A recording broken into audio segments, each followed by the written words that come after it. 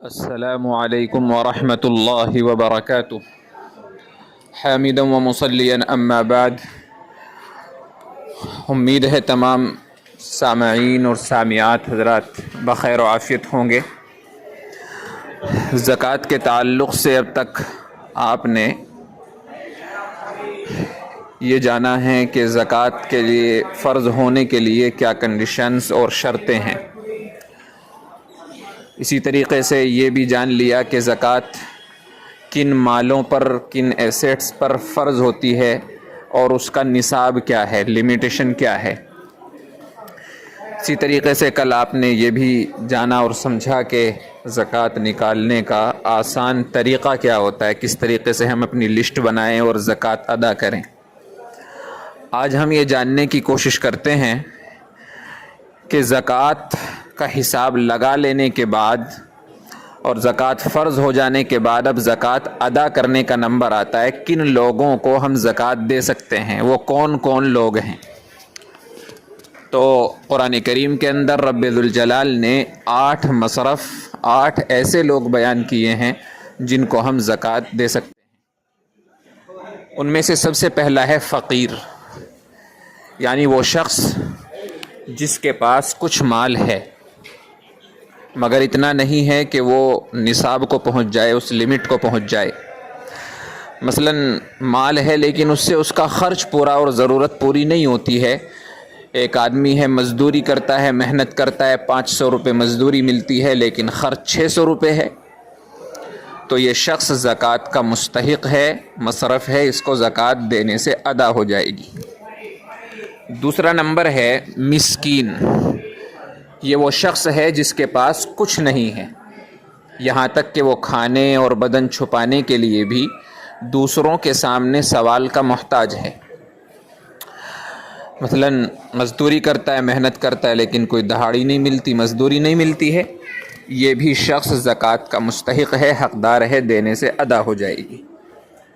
Number 3 عامل، عامل سے مراد ہے اسلامی حکومت میں اسلام کے حاکم نے، مسلمانوں کے حاکم نے زکوٰۃ اور زمین کا جو عشر ہوتا ہے وہ وصول کرنے کے لیے اسے مقرر کیا ہوا ہے، اس کو بھی زکوٰۃ کے پیسے سے تنخواہ وغیرہ دی جا سکتی ہے، لیکن یہ مصرف اب نہیں ہے چونکہ اسلامی حکومت نہیں ہے۔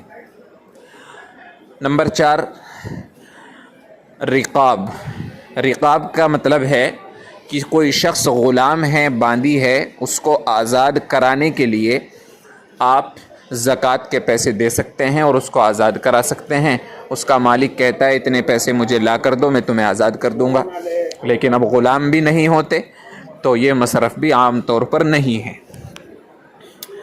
اسی طریقے سے 5واں نمبر ہے غارم، غارم سے مراد ہے مقروض، وہ شخص جس نے قرضہ لیا ہوا ہے، لون لیا ہوا ہے، اس پر اتنا قرض ہو کہ اسے نکالنے کے بعد نصاب باقی نہ رہے، مال کی وہ مقدار باقی نہ رہے جس پر زکوٰۃ فرض ہو جاتی ہے۔ مثلا 1 لاکھ روپے اس کے پاس موجود ہیں لیکن اس کے اوپر جو قرض ہے وہ 1.5 لاکھ روپے ہے، تو آپ اس کے قرض کی ادائیگی کے لیے اسے زکوٰۃ دے سکتے ہیں، آپ کی زکوٰۃ ادا ہو جائے گی۔ مقروض کا قرض ادا کرنے کے لیے زکوٰۃ دی جا سکتی ہے، زکوٰۃ ادا ہو جاتی ہے۔ اسی طریقے سے 6واں نمبر ہے فی سبیل اللہ، اس کا مطلب اور اس کا معنی ہے راہ خدا میں خرچ کرنا۔ اس کی کئی صورتیں ہو سکتی ہیں اور اصل معنی اور مطلب اس کا ہے اللہ کے راستے میں جہاد کرنا، جنگ کرنا۔ لیکن اگر یہ صورت نہ ہو، کوئی شخص علم دین حاصل کرنے کے لیے خالص اللہ کی رضا کے لیے گھر سے نکلا ہے اور وہ نصاب کا مالک نہیں ہے، اس کو بھی زکوٰۃ دی جا سکتی ہے۔ تبلیغ کے لیے نکلا ہے اور اللہ کی رضا کے لیے نکلا ہے، نصاب کا مالک نہیں ہے، اس کو بھی زکوٰۃ دی جا سکتی ہے، وہ سب فی سبیل اللہ کے اندر آتے ہیں۔ نمبر 7 ہے ابن السبیل، اس کو فی سبیل اللہ سے الگ بیان کیا ہے، اس کا مطلب ہوتا ہے مسافر۔ مسافر کے پاس سفر کے دوران اگر مال ختم ہو جائے، پیسے ختم ہو جائے، اس کو بھی زکوٰۃ کی رقم دی جا سکتی ہے۔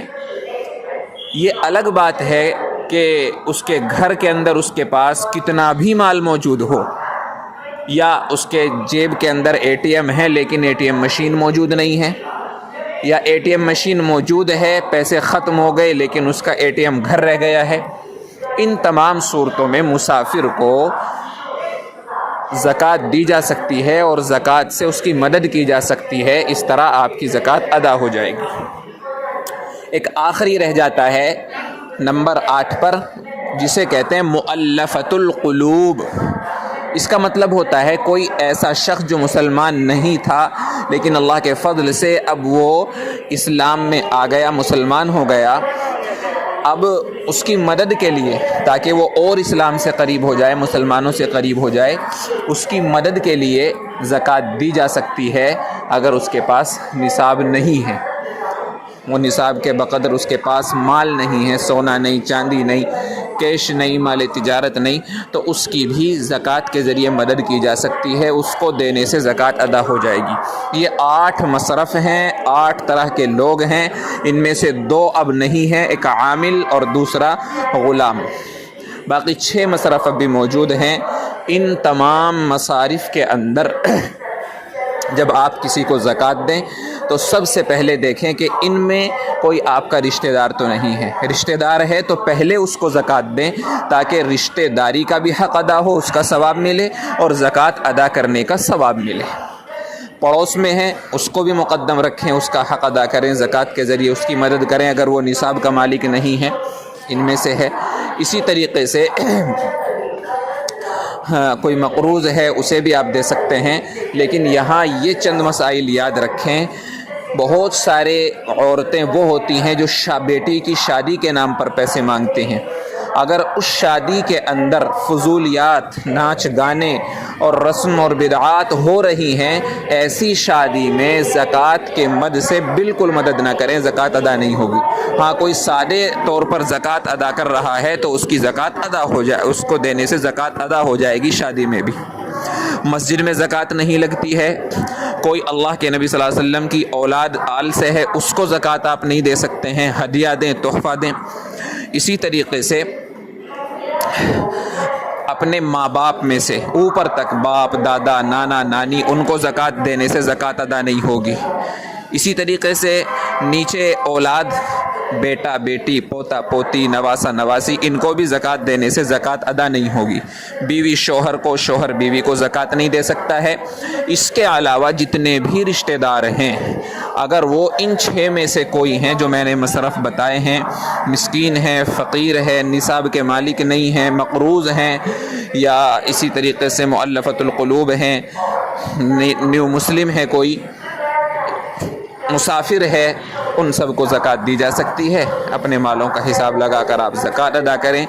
ان تمام 6 مصارف کے اندر ایک بہترین مصرف دینی مدرسے ہیں۔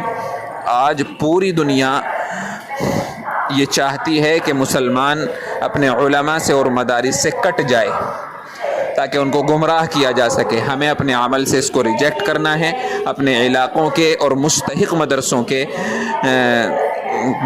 کو اپنی زکوٰۃ دے کر انہیں مضبوط کرنا ہے اور ان کی مدد کرنی ہے۔ انہی مدرسوں میں سے ایک مدرسہ وہ بھی ہے جہاں سے میں آتا ہوں، پڑھاتا ہوں اور آپ سے بات کر رہا ہوں۔ اگر آپ کو اعتماد ہو، بھروسہ ہو، آپ کو یہ لگتا ہو کہ یہ صحیح مدرسہ ہے، صحیح آدمی ہے، تو آپ ضرور تعاون فرمائیں اور اپنی دعاؤں میں بھی یاد رکھیں۔ السلام علیکم ورحمۃ اللہ۔